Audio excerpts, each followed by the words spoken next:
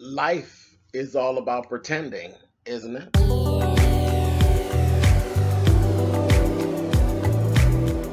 And I'm like, come on through, Cookie. I'm going up on my soapbox. That's basically it. Let's talk about drag and all its forms.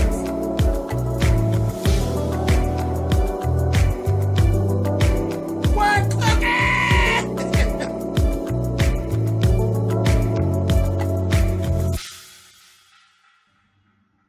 Hey guys, thanks so much for clicking on the video. This is my review for episode 5, season 1 of Daytime Divas. And like I said, life is all about pretense. The thing is, in this episode, that was kind of what was going on. We've been pretending and pretending and pretending, and that's their whole lives, really. So let's just get into it. The biggest one is the little boy. That little boy just wears me out. Heather's little boy. Now, it was kind of weird because all through the program, he was like in this thing where he's going to play Little League Baseball. And the father's like, oh yeah, he's really enjoying it because, the two of them aren't really communicating very much since she sent his ass to the basement. And then he runs up in the morning and gets into bed like he'd been in the bed all night. Just for pretense, for the children. And meanwhile, the kids then already noticed it and recognized it anyway, because they grown, especially that little boy. And that little boy is so in tune and so intact with his mother, honey, he knows exactly what's going on. So he kept saying, oh no, he likes it. He likes Little League, this, that, thing, and the other, and all that. So Heather's like, well, that's strange because you like this? He's like, yeah, I like it. And she's like, but you cried when I tried to get you into the car for practice last week. He's like, just looking at her. So later on, she asked him again when the father's not around. He says, I just do it because it makes daddy happy. I'm just doing like you all do. Y'all pretend to be happy. You pretend and you make each other happy. When we're not looking, y'all be fighting and carrying on and calling each other names. I said, oh, bastard, Eddie. But anyway, moving on. And she eventually, she said, we're going to leave. We're moving out. The daughter was kind of like, well, does dad know this, that, the other? Little boy was like, Mommy, are you happy? Are we moving? Yay. You want some ice cream, Mommy? I said, oh, all right, Addie. You and your extra daughter, Addie. Anyway, moving on. We meet on this one, Isabelle. Isabelle is kind of like the cleaner. She's the Olivia Pope of the area. It's played by Lala Anthony Child. And she comes there so she can, Maxine brought her in there, and she's like expensive, and she's going to actually clean up the whole Sean and Nina situation. So, she's like, you need to get in here and get everything fixed. She told Maxine, yeah, right now your show's a mess, and you're looking weak, but I'm going to fix it. So at first, when she met with Sean and Nina, they were kind of like being kind of bitchy and kind of not all in, And Nina's like, oh, I don't need this dollar store Olivia Pope to try to tell me what to do and how to do it. She's like, Maxine said, no, honey, she's more like $3,000 a day. Olivia Pope, honey. I said, oh, all right, honey. So I laughed, and I was just watching as they went through, and she's the shit. She was fixing it, and she was getting shit together. She was Olivia Pope in it. So she was worth the money, but I laughed when she told Maxine, oh, thank you so much, Maxine. This whole little job here is going to redo my bathroom, girl. She's like, I want a Japanese toilet. I said, oh, bitch. I just laughed at them. They are a hot mess. Then I laughed at Maxine and Sean talking. And Sean told Maxine, oh, yeah, I love Nina. I told her she's a strong woman. She's like, okay. She said, I love her. And she said, good, because I'm not going through this again. I was like, I hope it lasts forever because I ain't going through this again. I laughed. I said, Maxine is a damn mess. Okay, so let's talk about that damn Anna. So all while Isabel's trying to fix things, Anna is flip-flopping it back. She was just, she literally was attacking Nina. Whenever they would get on, she was cool when they were off set, but when they get on set and they go live, she'll start this shit about talking about Nina. She just kept driving it, all the Nina stuff. And of course, you know, Nina didn't want to talk about her business on screen. So she was getting pissed off, very pissed off. And the one day she just ended up walking off. She's like, I'm done. I'm not coming back until you get rid of her. Honey, and that Anna talking about, it ain't personal, it's just TV. But she was digging. She was being real bitchy. That Anna something. She being real bitchy. So,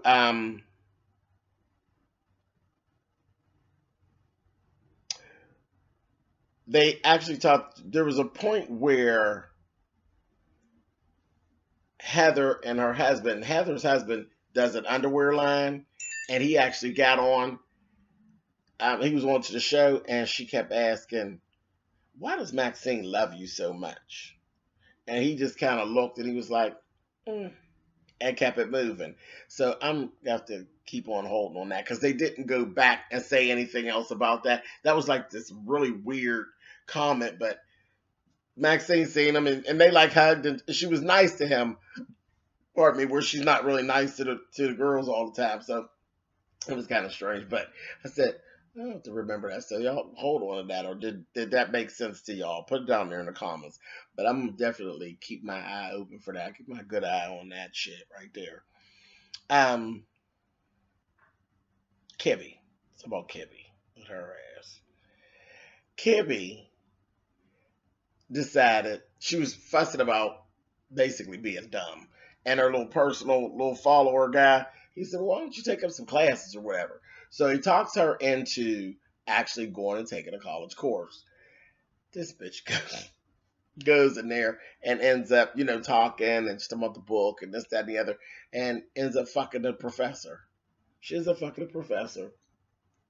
And then thinking that it's going to be more than what it was. And when he was sliding the same line, he was cute, sliding the same lines to some other girls, she done made a scene. She walked up and going to say, oh, yeah, he'll help you all right. Because he kind of blew her off. Said, he'll help you all right. But if you're looking for an orgasm, he's not the one. I said, oh, jeez. Oh, my God. So that was that. So I said, I guess she ain't going to go back to class no more.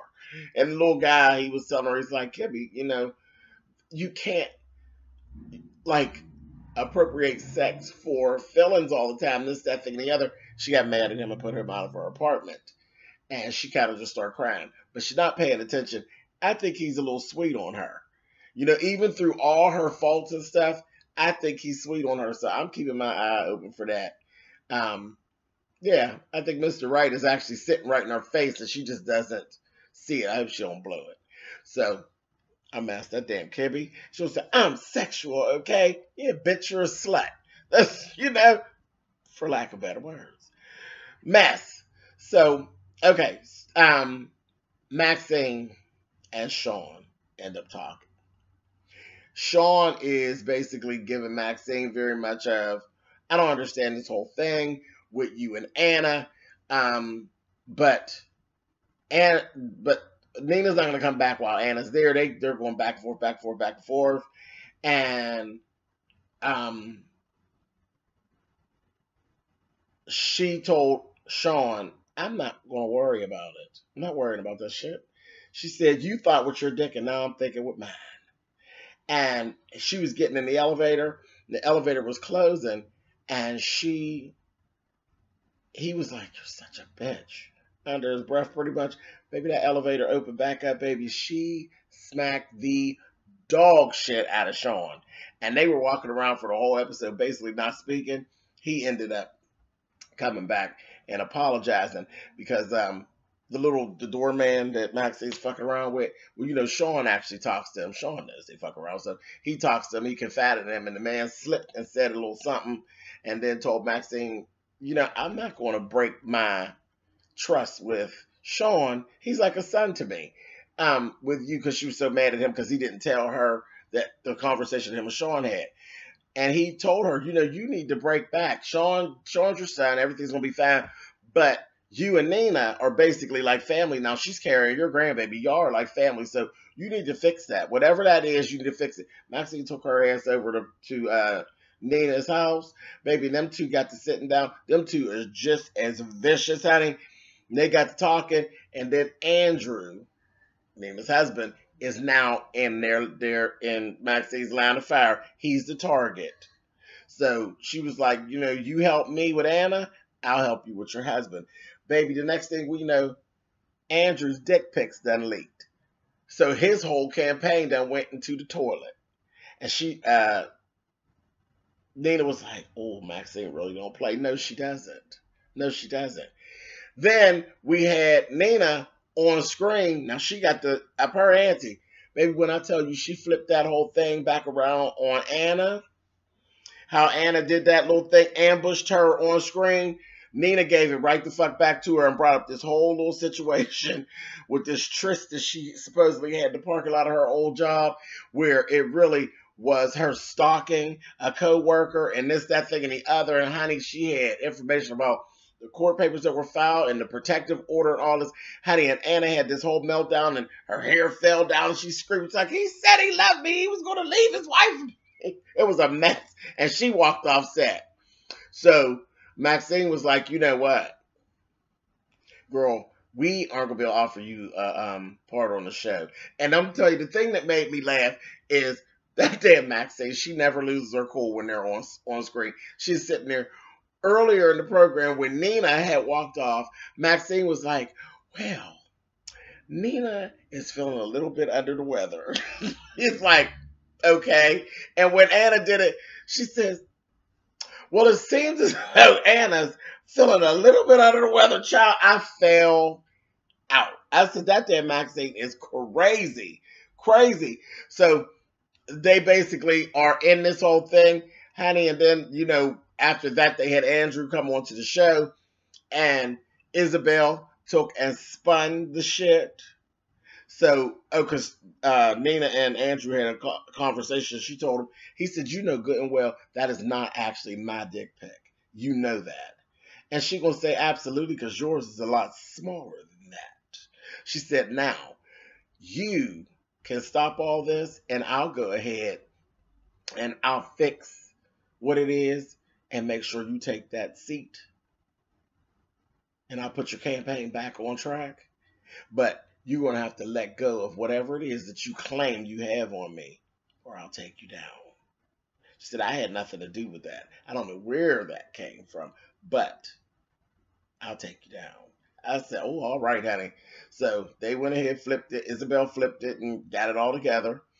In the meantime, between time, right on set that day when Andrew was on, him and Sean had another run-in. And Sean then yanked him all up, told him, you stay away from my goddamn family. I said, you grabbing him up, telling him to stay away from your family. That's his wife you talk about, but okay, Sean. So he told her, he said, I'm just glad you're taking that vicious viper bitch off of my hands. I'm happy for you. He said, you think you really got something? Ask her about the Pulitzer. And he walked off. So the last thing we see Nina and Sean in bed, and they get to talking. They're going back and forth. And he asked her about the Pulitzer. And she comes forth, you know, because she got Sean wrapped around her finger, so she thinks. She tells him, well, there was when I was overseas, and there was a story. And the guy who was actually following the story said it was really bad times then. The guy who was doing the story ended up disappearing. Probably got kidnapped, killed, or whatever. And she said he had actually shared the rough draft of the story he was doing with me. And I kind of just took the draft and finished it. And that's the story I won my Pulitzer for. He's like, are you kidding me? We literally hired you because of your Pulitzer. And we praise you all the time about your Pulitzer. So all of that's a lie. He's like, that's plagiarism. You literally committed plagiarism and ended up with a Pulitzer. He's like, that changes everything. So she really thought she had Sean wrapped up, and Sean's morals are a little bit higher than what she thought they were. Maybe he got right on up out of the bed and walked on off. I was like, oh shit. And she's sitting there looking stupid. So I was like, all right. And now that happened. Then the last thing we see is Anna, because Anna done got pissed off. She done told Maxine, when Maxine fired her, I'm feeling like writing. She said, well, girl, go ahead on and write. Ain't nobody paying you no attention. She went to see the publisher she was actually working with. And the woman was like, everybody saw you have a meltdown on TV. Girl, ain't nobody interested in what you got to say no more. Girl, your word is mud, honey. And she's like, we ain't interested. And she walks off. So she's like, I gotta find something to get Maxine's ass. Baby, her and the neighbor end up down at the police station, honey. And they're going back and forth, back and forth, back and forth until they convinced the police chief to dig back into the death of Maxine's ex-husband. And he's like, well, tell me what they got his ear, is basically what happened. And that's when it went off. I was like, oh my God, I can't wait till next week. All right, you guys, this is, again, fun. It's so goddamn silly. It kills me. Their shit, when they be on air, it's just a hot mess. I'll see you guys later. Hit it up in the comments, and I'll talk to y'all. Bye.